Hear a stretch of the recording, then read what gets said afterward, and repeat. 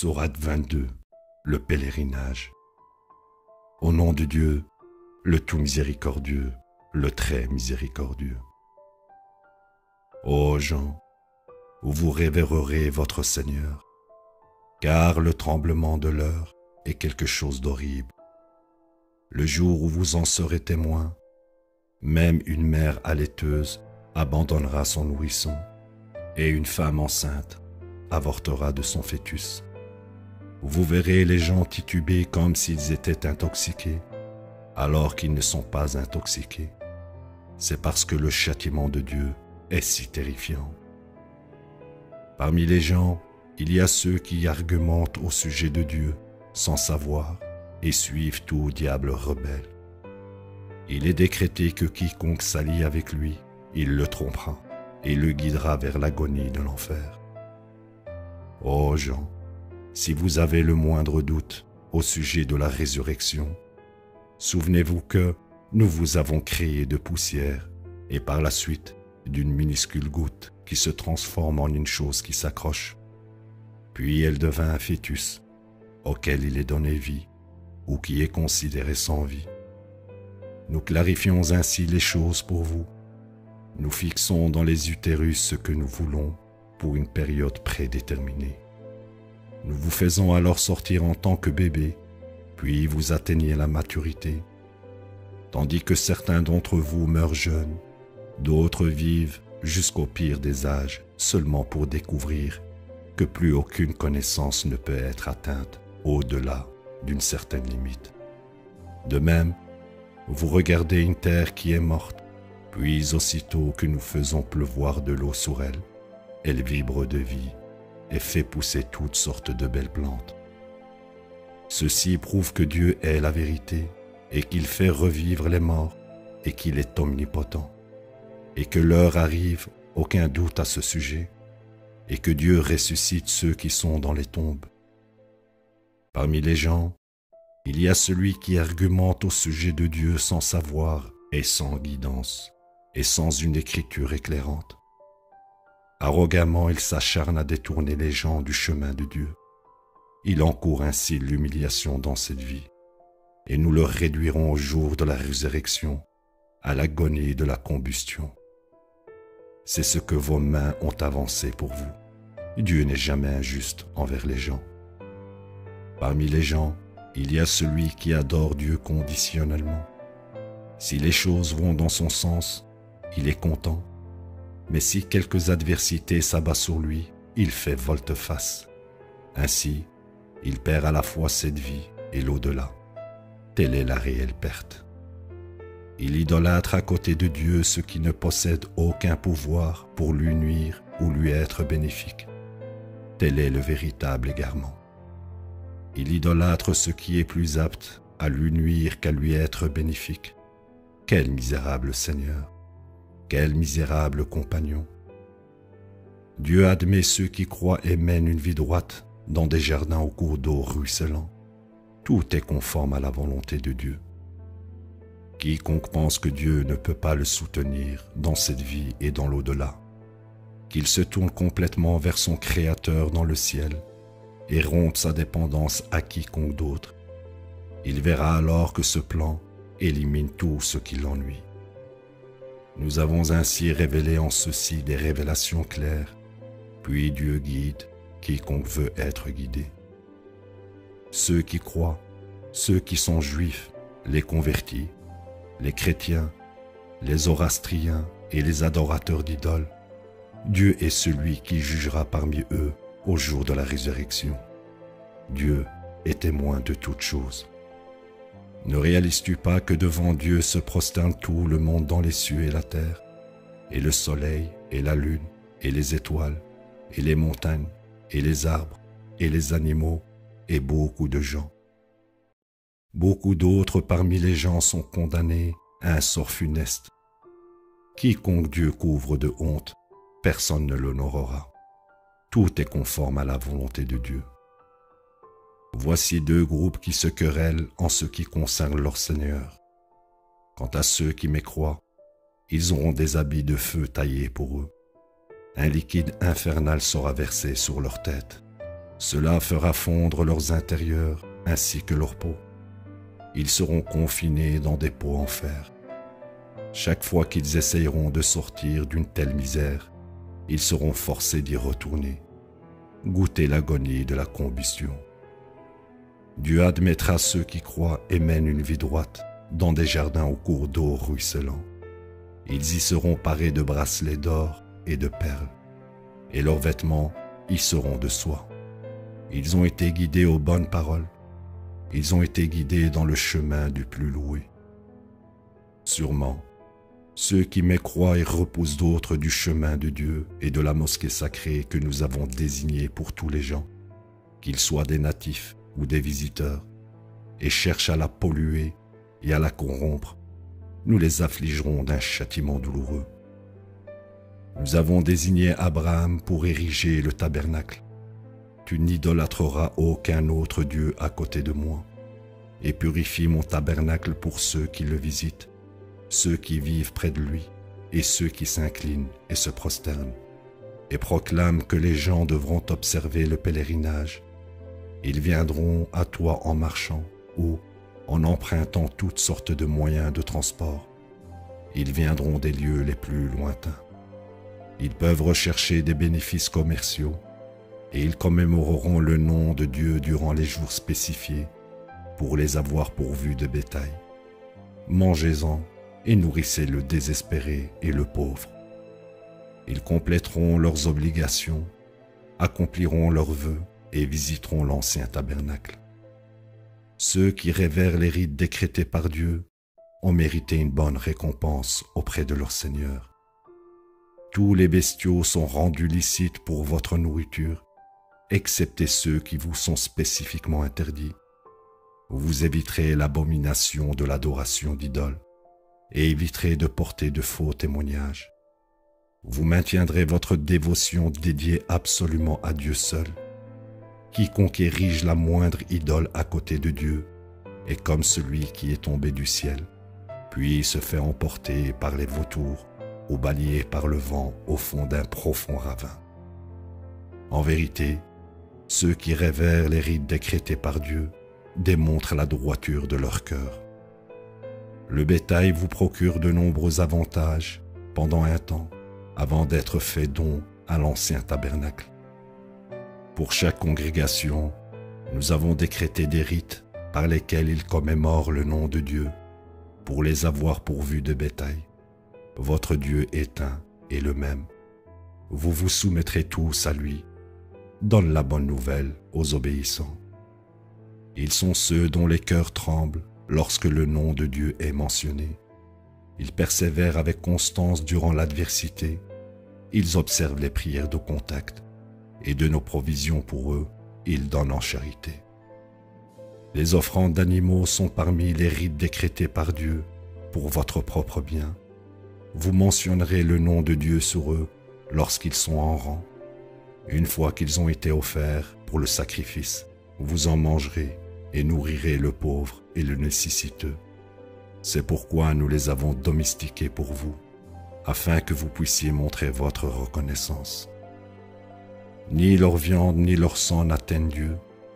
Ce qui l'atteint est votre droiture. Il les a domestiqués pour vous, afin que vous puissiez montrer votre reconnaissance en glorifiant Dieu pour vous avoir guidé. Donne la bonne nouvelle aux charitables. Dieu défend ceux qui croient. Dieu n'aime aucun traître, ingrat. Permission est accordée à ceux qui sont persécutés, puisque l'injustice s'est abattue sur eux, et Dieu est certainement capable de les soutenir.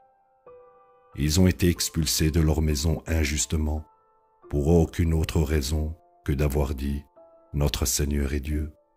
Si ce n'était le soutien de Dieu envers certaines personnes contre d'autres, les monastères, les églises, les synagogues et les mosquées, où le nom de Dieu est commémoré fréquemment, auraient été détruits.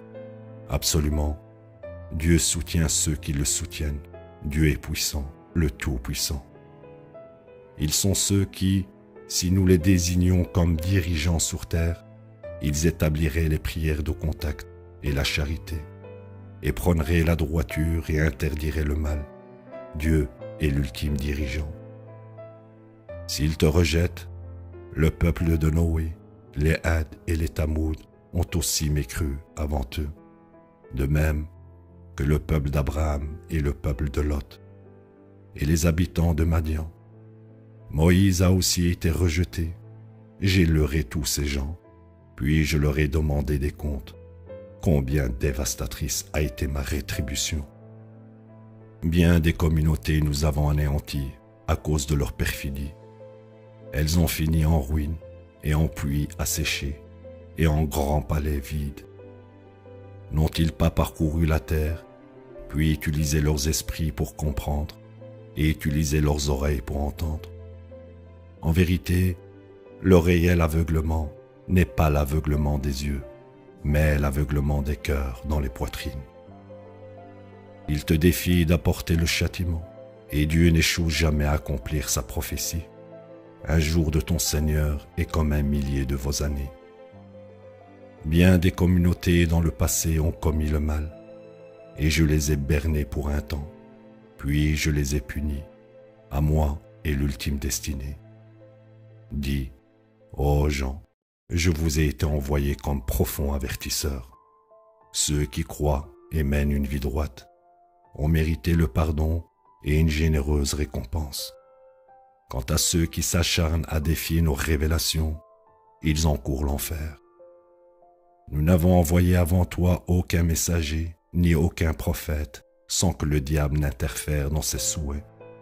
Dieu rend ensuite nul ce que le diable a fait. Dieu parfait ses révélations. Dieu est omniscient, le plus sage. Il fait ainsi de l'intrigue du diable un test pour ceux qui nourrissent des doutes dans leur cœur et ceux dont les cœurs sont endurcis. Les pernicieux doivent rester avec l'opposition.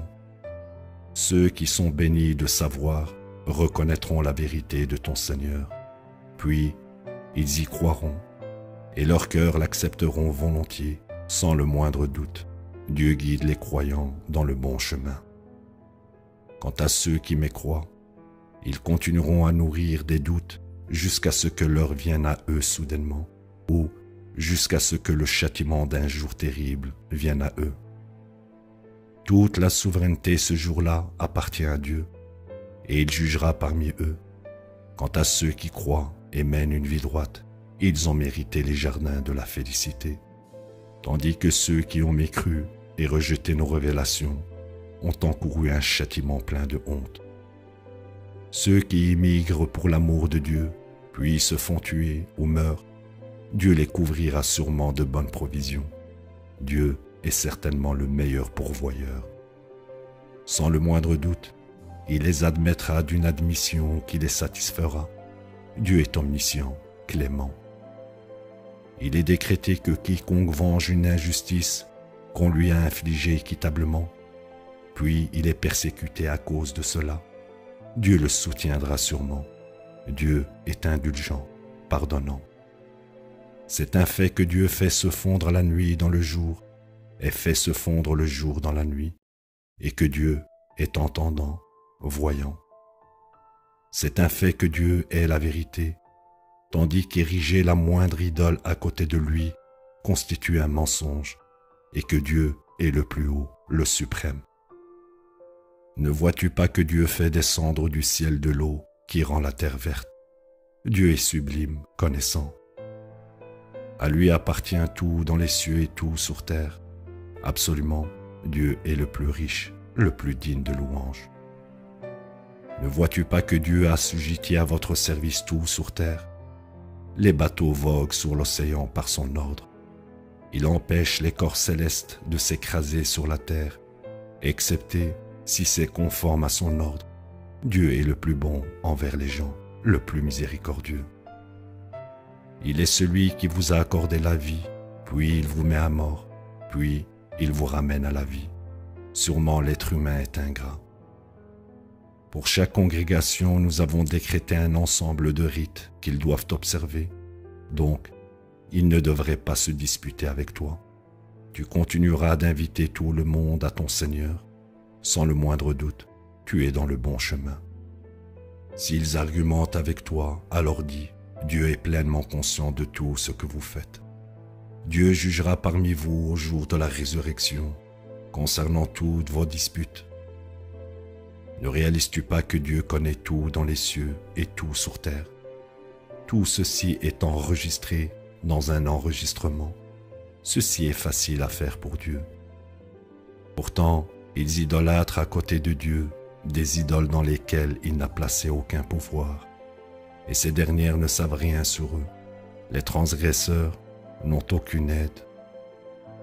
Quand nos révélations leur sont récitées clairement, tu reconnais la perfidie sur les visages de ceux qui mécroient. Ils attaquent presque ceux qui leur récitent nos révélations. Dis, voulez-vous que je vous informe de quelque chose de bien pire? L'enfer est promis par Dieu à ceux qui mécroient. Quelle misérable destinée! Ô gens, voici une parabole à laquelle vous devez réfléchir attentivement. Les idoles que vous érigez à côté de Dieu ne peuvent jamais créer une mouche, même si elles s'unissaient pour le faire. Par ailleurs, si la mouche leur vole quelque chose, elles ne peuvent pas le récupérer. Faible est le poursuivant et le poursuivi. Ils n'estiment pas Dieu comme il devrait être estimé. Dieu est le plus puissant, le Tout-Puissant. Dieu a choisi parmi les anges des messagers, ainsi que parmi les gens. Dieu est entendant, voyant. Il connaît leur passé et leur futur. À Dieu appartient l'ultime contrôle de toutes choses. Oh, vous qui croyez, vous vous inclinerez, vous vous prosternerez, vous adorerez votre Seigneur et œuvrerez à la droiture pour que vous puissiez réussir. Vous lutterez pour la cause de Dieu comme vous devriez lutter pour sa cause. Il vous a choisi et n'a mis aucune difficulté sur vous dans la pratique de votre religion, la religion de votre père Abraham. Il est celui qui vous a nommé soumis initialement.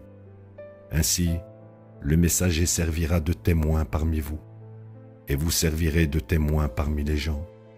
Donc, vous observerez les prières de contact et donnerez la charité et tiendrez solidement à Dieu.